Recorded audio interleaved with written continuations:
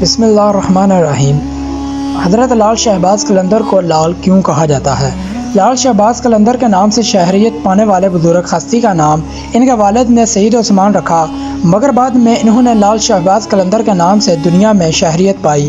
آپ کی ولدیت آذربائیجان کے گاؤں مورندہ میں ہوئی۔ آپ کا سلسلہ نسب حضرت امام جعفر صادق رضی اللہ تعالیٰ عنہ سے جا ملتا ہے۔ اسی طرح ہندوستان میں حضرت خواجہ غریب نواز معلی الدین چشتی اجمیری کی وجہ سے اجمیر کو شناخت حاصل ہوئی۔ اسی طرح سندھین سہون شریف کو حضرت لال شہباز قلندر کی وجہ سے غیر معمولی عظمت حاصل ہے۔ سرزمین کی بھی یہ بڑی خوش نصیبی ہے کہ عالم اسلام کے مختلف علاقوں سے اللہ تعالیٰ جل شانہ کے مقرب اور برگزیدہ بندے یہاں تشریف لائے اور رشیدہ ہدایت کے دریا جاری کیے۔ ان بزرگان دین نے اپنے علم و عمل کی روشنی سے صرف سرزمین سندھ کو ہی نہیں بلکہ گرد نواح کو بھی منور کیا۔ باب اسلام سندھ میں ہزاروں بزرگان دین، اولیاء اللہ اور صفائے کرام کا سلسلہ راشد ہدایت و فضائل برکات جاری رہا۔ آذربائیجان کے ایک چھوٹے سے قصبے مورندہ میں حضرت کبیر الدین احمد تقوی اور پرہیزگاری میں اپنا ثانی نہیں رکھتے تھے۔ حضرت سیدنا محمد کبیر الدین احمد شاہ کی کوئی اولاد نہیں تھی۔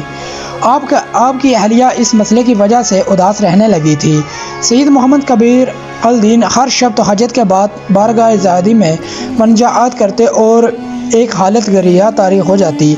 ایک شب انہوں نے خواب میں حضرت علی رضی اللہ تعالیٰ عنہ کو دیکھا اور عرض کی، یار امیر المومنین، آپ میرے حق میں اللہ تعالیٰ سے اولاد کے لیے دعا کیجئے کہ وہ اپنے فرزند عطا فرمائیں۔ حضرت علی رضی اللہ تعالیٰ عنہ نے تسلی دیتے ہوئے آپ کو یہ ایک فرزندہ کی بشارت دی۔ کچھ عرصہ بعد 570 یا 573 کے مطابق 1177 عیسوی میں سید کبیر الدین احمد کے گھر ایک فرزندہ کی ولادت ہوئی جس کا نام محمد عثمان رکھا گیا۔ اسے آنے والے زمانے میں عثمان ولدیت کا شہباز بنانا تھا۔ محمد عثمان کی ابتدائی تعلیم آپ کی والدہ ماجدہ کی نگرانی میں ہوئی۔ 7 برس کی عمر میں کلام پاک حفظ کر لیا۔ حضرت شیخ منصور کی نگرانی میں علم ظاہری کی تکمیل کی۔ عربی اور فارسی زبانوں میں آپ نے بہت کم عرصے میں خاصی مہارت حاصل کر لی۔ آپ کی والدہ صاحبہ آپ کی اول عمری میں وفات پا گئیں اور والد کا یہ سایہ بھی والدہ کی وفات کے کچھ عرصے کے بعد آپ کی سر سے اٹھ گیا۔ ظاہری علوم کی تحصیل کے بعد آپ میلان طریقات مرفات یعنی روحانی علوم کی طرف سے ہوا۔ چنانچہ آپ نے اس تعلیم کے لیے مورندہ سے سبزوار کا بھی سفر کیا۔ ان دنوں وہاں جلیل القدر شخصیت سیدنا ابراہیم ولی مقیم تھے۔ آپ حضرت امام موسیٰ کاظم کی اولاد سے تھے۔ آپ بڑے عابد و زاہدہ اور جیدہ علم تھے۔ حضرت لال شہباز قلندر حضرت ابراہیم ولی کے خدمت میں رہ کر تحصیل علم میں مشغول ہو گئے۔ حضرت ابراہیم ولی نے حضرت لال شہباز قلندر کی صلاحیت کو پرکھ کر جلد ہی مشاہیر اور علماء کی ایک محفل میں حضرت لال شہباز قلندر کو خلافت کا دستار سے نوازا دیا۔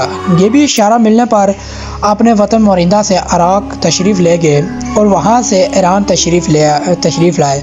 حضرت امام رضا سے روحانی قلبی وابستگی کی وجہ سے آپ کے مزار پر انوار پر حاضر ہوئے۔ چند روز تک مرکبے کا سلسلہ جاری رہا۔ آپ کو پقیدہ گوشہ نشینی کا حکم ہوا۔ آپ خانقاہ رضویٰ میں مصروف عبادت رہے۔ یہ سلسلہ 40 روز تک جاری رہا اور آخری ایام میں آپ کو حکم ہوا کہ حج بیت اللہ اور زیارت روضہ رسول اللہ صلی اللہ تعالیٰ علیہ وسلم کا شرف حاصل کریں۔ اسی طرح آپ امام رضا سے روحانی اجازت ملنے کے بعد حج مقدس روانہ ہو گئے۔ اس سفر میں عراق پہنچنے پر حضرت لال شہباز قلندر حضرت ابو قادر جیلانی کے مزار پر حاضر ہوئے۔ حضرت لال شہباز قلندر نے بعد سے حجاز تک راستے میں کئی مقامات مقدس کی زیارت کی۔ آپ نے 3 ماہ تک مکہ مکرمہ میں مقیم رہے۔ حج کی ادائیگی کے بعد مدینہ منورہ تشریف لے گئے۔ مسجد نبوی میں جب روزہ طہر کے قریب پہنچے تو دیر تک بارگاہ رسالت میں سر جھکائے سلام پیش کرتے رہے۔ آپ 11 ماہ مدینہ منورہ میں مقیم رہے کہ بھی اشارہ ملنے پر آپ سندھ کی طرف روانہ ہو گئے۔ سفر کے دوران شہباز قلندر مکروان کے ساحل پر پہنچے۔ جب آپ وادی نج گورا میں داخل ہوئے تو ایک سرسبز میدان نے آپ کے قدم پکڑ لیے۔ آپ نے یہاں چیلا کشی کی اور اس میدان کو یادگار بنا دیا۔ مقرنیوں نے اس ویرانے میں ایک فقیر کو چیلا کشی کرتے دیکھا تو دیدار کے لیے امٹ کر آ گئے۔ آپ کی عبادت و رعایت سے متاثر ہو کر ہزاروں مقرنیوں اور بلوچیوں نے اسلام قبول کر لیا اور آپ کے مرید ہو گئے۔ یہاں ایک عرصہ قیام کرنے کے بعد آپ اس دہشت کو یعنی کہ دہشت شہباز بنا کر آگے بڑھ گئے۔ آپ جب پسینی سے گزرے تو ایک گڈھیا اپنی بکریوں کا ریڑہ لے کر جا رہا تھا۔ آپ علم جذب میں تھے۔ وہ گڈھیا اپنے بکریوں کو بھول کر آپ کے قدموں میں بیٹھ گیا۔ آپ نے چند دن کے ساتھ میں اسے اپنے رنگ میں ایسا رنگا کہ آپ کے جانے کے بعد وہ گڈھیا لال کے لقب سے مشہور ہو گیا۔ پسنی بندرگاہ کے ٹیلے کی دوسری جانب گڈھیا لال کا ایک مزار آج تک اسے گڈھیا کی یاد دلاتا ہے۔ یہاں سے آپ سندھ میں داخل ہوئے لیکن رکے بغیر سیدھے ملتان پہنچے اور شہر ملتان کے مصافات میں قیام فرمایا۔ آپ کی شخصیت سے متاثر ہو کر ملتان اور گردنواں کے لوگ آپ کے پاس آنے لگے۔ ہر وقت لوگوں کا ایک ہجوم رہنے لگا۔ یہ لوگ طرح طرح کے مسائل لے کر آپ کے پاس آتے۔ قلندر شہباز کی دعا سے بے شمار مریضوں کو شفا ملی۔ لاتعداد دیگاروں کے دکھ دور ہوئے۔ ان خوش نصیب لوگوں کی زبانی قلندر شہباز کے کرامات کا شہریار میں بھی دور تک ہونے لگا۔ ملتان کے قاضی علامہ قطب الدین کاشانی کی سمت بھی ان قصوں سے آشنا ہوئی۔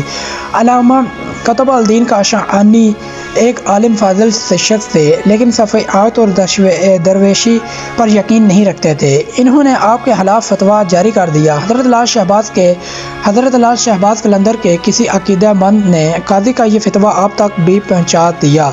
آپ چند خدمتگاروں کے ساتھ ملتان کی طرف روانہ ہو گئے۔ حضرت بہاء الدین زکریا کی روحانی والدیت سے اس وقت ملتان جلوہ افروز ہو رہا تھا۔ ہر روز مجلس ارشاد کا انعقاد ہوتا تھا۔ ہزاروں طالبان حق کے کسب فیض کے لیے حاضر ہوتے تھے۔ آپ منصدہ ارشاد پر جلوہ افروز تھے کہ کسی نے اطلاع دی حضرت عثمان مرادی قلندر نام کے کوئی بزرگ علامہ قطب الدین کاشانی سمندر کے لیے تشریف لا رہے ہیں۔ آپ نے کہا جاؤ اور قلندر کو نرمی سے سمجھا بجھا کر میرے پاس لے آؤ۔ حضرت لال شہباز قلندر ابھی ملتان کے دروازے پر پہنچے تھے کہ بہاء الدین زکریا ملتانی کے مرید عین آپ کے استقبال کے لیے پہنچ گئے۔ اب آپ کے قدم قاضی کی عدالت کے بجائے حضرت بہاء الدین